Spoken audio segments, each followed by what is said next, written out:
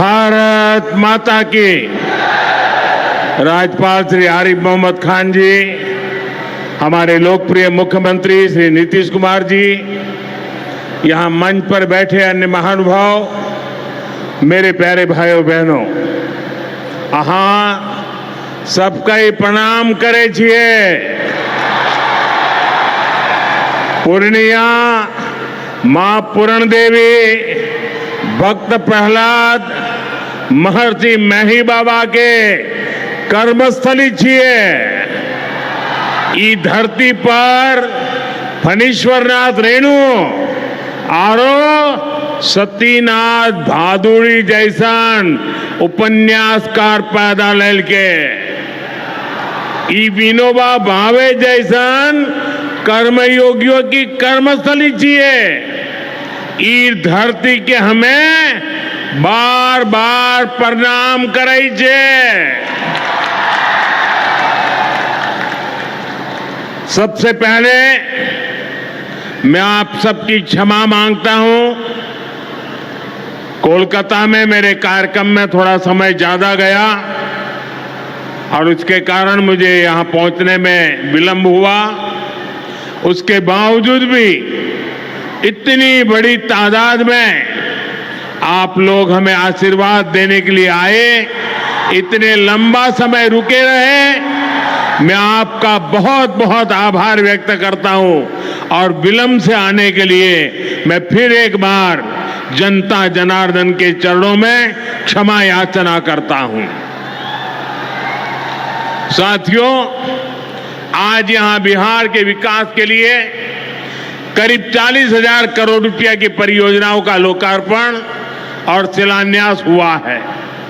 Rail, airport, बिजली, पानी से जुड़ी ये परियोजनाएं सीमांचल के सपनों को पूरा करने का माध्यम बनेगी।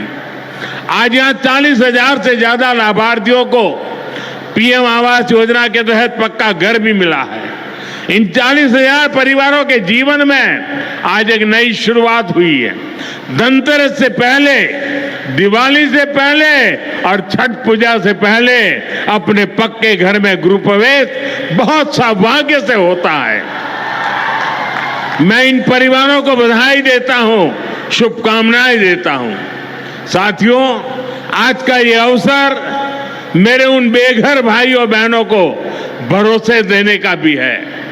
एक दिन उनको भी पक्का घर मिलेगा, ये मोदी की गारंटी है। इस सरकार ने पिछले 11 साल में 4 करोड़ से ज्यादा पक्के घर बनाकर गरीबों को दिए हैं। अब हम 3 करोड़ नए घर बनाने का काम कर रहे हैं। जब तक हर गरीब को पक्का घर नहीं मिल जाता, मोदी रुकने या थमने वाला नहीं है। पिछड़े को प्राथमिकता, गरीब की सेवा, यही मोदी का लक्ष्य है। साथियों, आज सर एम विश्वेश्वरैया जी की याद में हम इंजीनियर्स डे मनाते हैं। विकसित भारत, विकसित बिहार के निर्माण में इंजीनियर्स की बहुत बड़ी भूमिका है।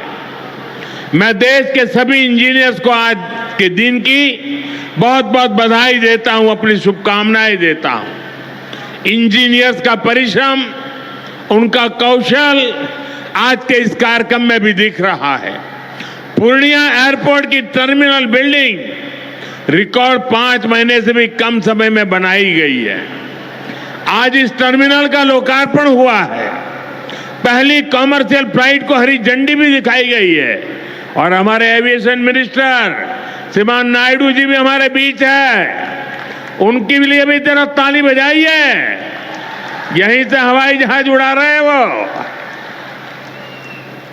नए एयरपोर्ट की वजह से अब पूर्णिया देश के एविएशन मैप पर आ गया है।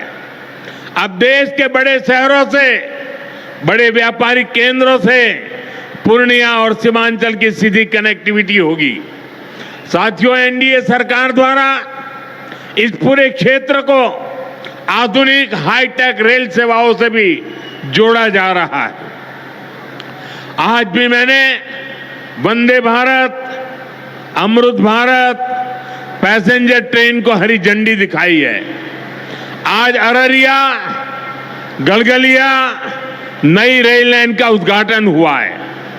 विक्रमशिला कटरिया नई रेल का शिलान्यास भी किया गया है।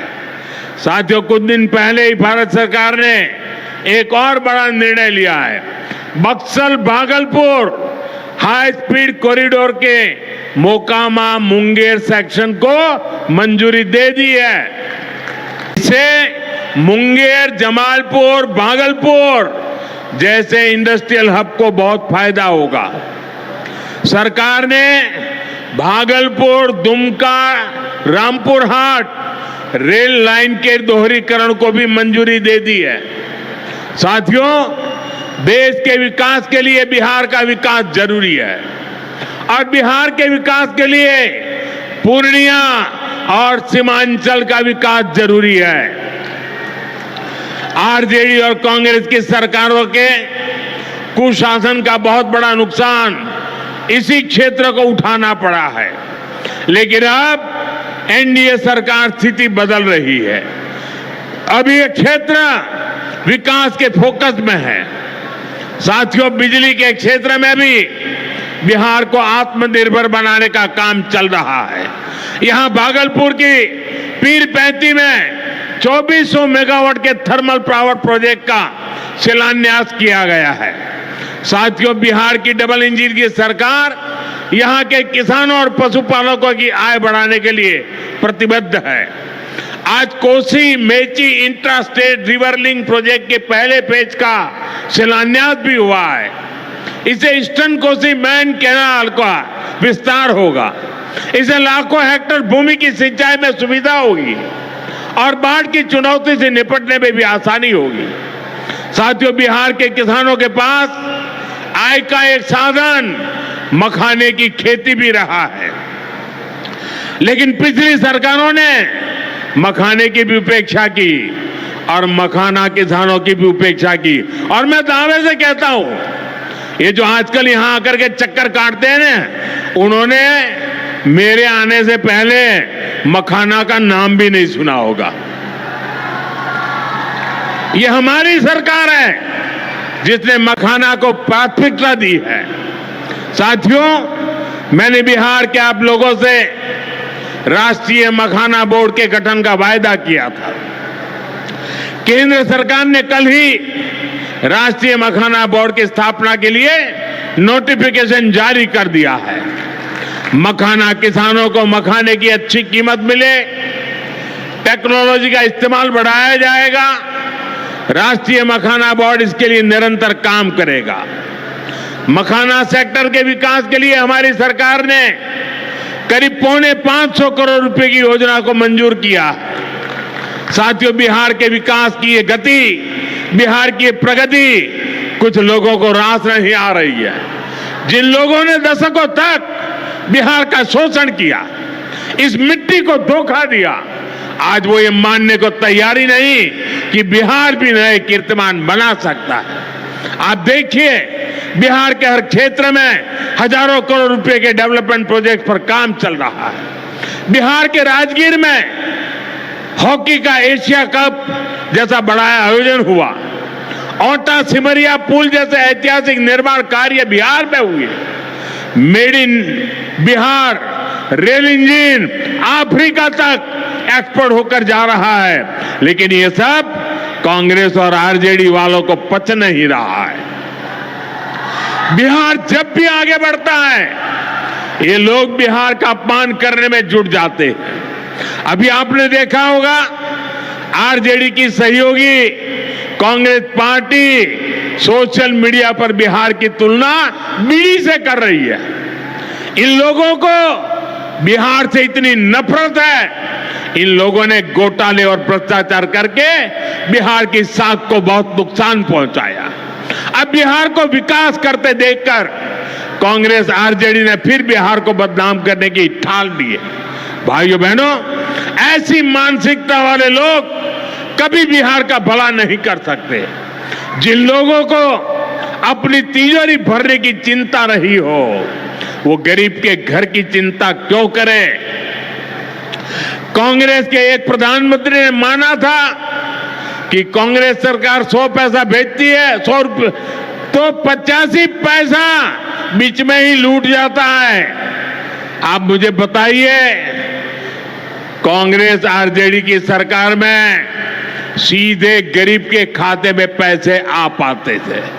लालटेन जला करके वो पंजाब पैसों को हाथ मारता था और 85 पैसे मार लेते थे। कोरोना के बाद से ही हर गरीब को मुफ्त राशन मिल रहा है। क्या कांग्रेस आरजेडी की सरकार में आपको मुफ्त अनाज मिल पाता क्या? आज आयुष्मान योजना की वजह से हर गरीब को 5 लाख रुपए तक मुफ्त इलाज की सुविधा है। जिन लोगों ने आपके लिए अस्पताल तक नहीं बनवाए, वो आपको मुफ्त इलाज की सुविधा, मैं आपसे पूछना चाहता हूं, क्या ये मुफ्त इलाज की सुविधा दे पाते क्या? आपकी चिंता कर सकते क्या?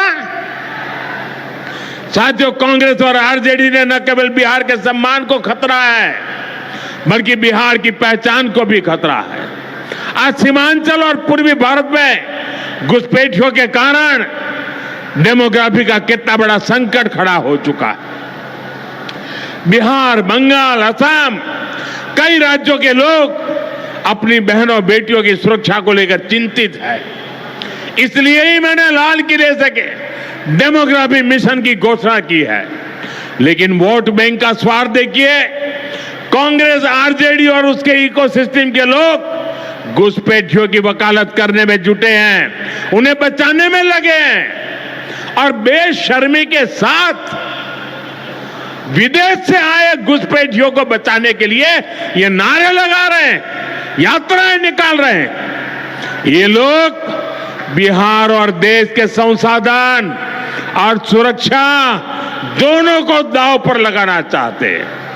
लेकिन आज पूर्णिया की इस धरती से मैं इन लोगों को एक बात अच्छी तरह समझाना चाहता हूं। ये आरजेडी कांग्रेस वालों की जमात, जरा कान खोल के मेरे बात सुन लो। जो भी घुसपैठिया है उसे बाहर जाना ही होगा। घुसपैठ पर ताला लगाना एनडीए की पक्की जिम्मेदारी है। जो नेता बचाव में खड़े हैं, जो घुसपैठियों को बचाने के लिए मैदान में आ जाए, मैं जरा उनको चुनौती देता हूं। आप घुसपैठियों को बचाने में चाहे जितना जोर लगा लें, आप घुसपैठियों को हटाने के संकल्प पर काम करते रहेंगे। जो लोग घुसपैठियों की ढाल बनते हैं, वो सुन ले, भारत में भारत का कानून चलेगा, घुसपैठियों की मनमानी नहीं चलेगी। ये मोदी की गारंटी है। घुसपैठियों पर कार्रवाई होगी और देश इसका अच्छा परिणाम भी देख के रहेगा। घुसपैठ के समर्थन में कांग्रेस, आरजेडी वाले जो विषय उछाल रहे हैं, बिहार और देश की जनता उन्हें बहुत करारा जवाब देने जा रही है। साथियों, कांग्रेस और आरजेडी बीते 2 दशक से बिहार की सत्ता से बाहर है और निसंदेह इसमें सबसे बड़ी भूमिका बिहार की मेरी माताओं बहनों की है। मैं बिहार की माताओं बहनों को विशेष प्रणाम करता हूं। आज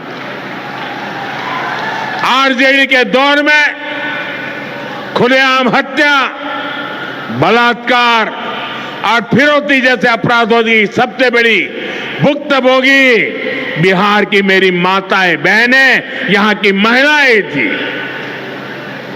डबल इंजन सरकार में वही महिलाएं लखपति दीदी और ड्रोन दीदी बन रही है। ड्रोन दीदी बनाने का काम आज हम कर रहे हैं। सेल्फ हेल्प ग्रुप्स के जरिए महिलाएं इतनी बड़ी क्रांति कर रही है। खासकर नीतीश जी के नेतृत्व में यहां जीविका दीदी अभियान की सफलता को अभूतपूर्व रही है। पूरे देश के लिए बिहार प्रेरणा है। साथियों, आज भी यहां लगभग 500 करोड़ रुपए का कम्युनिटी इन्वेस्टमेंट फंड हमारी इन बहनों के लिए जारी किया गया।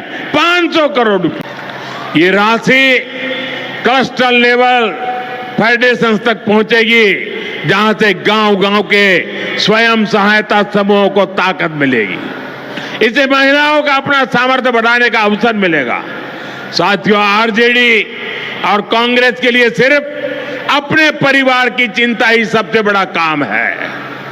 ये लोग कभी आपके परिवार की चिंता नहीं करेंगे, लेकिन मोदी के लिए आप सब ही मोदी का परिवार है। और इसलिए मोदी कहता है सबका साथ सबका विकास। और ये लोग क्या करते हैं? उनके परिवार का साथ और उनके परिवार का विकास। इसलिए भाइयों बहनों, मोदी आपके खर्च की चिंता करता है, आपके बचत की चिंता करता है। आने वाले दिनों में कई पर्व और त्योहार आने वाले हैं। इस बार दिवाली और छठ से पहले हमारी सरकार ने गरीब और मध्यम वर्ग के लिए एक बहुत बड़ा उपहार दिया है। आज 15 दिसंबर है। अब से ठीक हफ्ते बाद नवरात्र का पहला दिन आएगा और उसी दिन 22 सितंबर से देश में जीएसटी एकदम कम हो जाएगी। देश में आपकी रोजमर्रा की जरूरत की ज्यादातर चीजों पर जीएसटी में बड़ी कमी की गई है। यहां आई मेरी माताओं बहनों, मैं खास तौर पर बताना चाहता हूं, जीएसटी कम होने से माताओं बहनों का रसोई का खर्च बहुत कम होने वाला है। मंजन, साबुन, शैम्पू से लेकर घी और खाने की कई चीजें सस्ती हो जाएगी। बच्चों की पढ़ाई में काम आने वाली स्टेशनरी की कीमत घट जाएगी। त्योहार में इस बार बच्चों के लिए नए कपड़े और जूते खरीदना भी आसान हो जाएगा, क्योंकि ये भी सस्ते होने वाले हैं। जब गरीब की चिंता करने वाली सरकार होती है तो ऐसे ही गरीबों की भलाई के काम करती है। साथियों, आजादी की लड़ाई में पूर्णिया के संतानों ने अंग्रेजों को भारत की ताकत दिखाई थी। आज एक बार फिर ऑपरेशन सिंदूर में हमने देश की वही ताकत दुश्मन को दिखाई है। और इसकी रणनीति में पूर्णिया के जांबाज बेटे की भी बड़ी भूमिका रही है। देश की रक्षा हो या फिर देश का विकास, देश की इस प्रगति में बिहार की बहुत बड़ी भूमिका है। हमें बिहार के विकास अभियान को इसी तरह गति देनी है। मैं एक बार फिर सभी विकास परियोजनाओं के लिए बिहार के मेरे भाई बहनों को बहुत बहुत बधाई देता हूं। नीतीश जी के नेतृत्व का अभिनंदन करता हूं। आप सबको बहुत बहुत धन्यवाद करता हूं। मेरे साथ पूरी ताकत से बोलिए भारत माता की, भारत माता की, भारत माता की। बहुत बहुत धन्यवाद।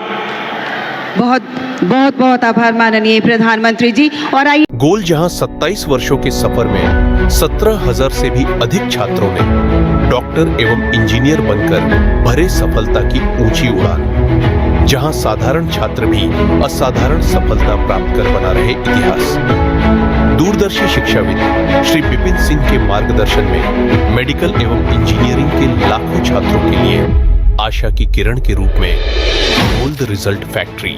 घर रहने का मकान भर नहीं, ये खुशियों की तिजोरी है।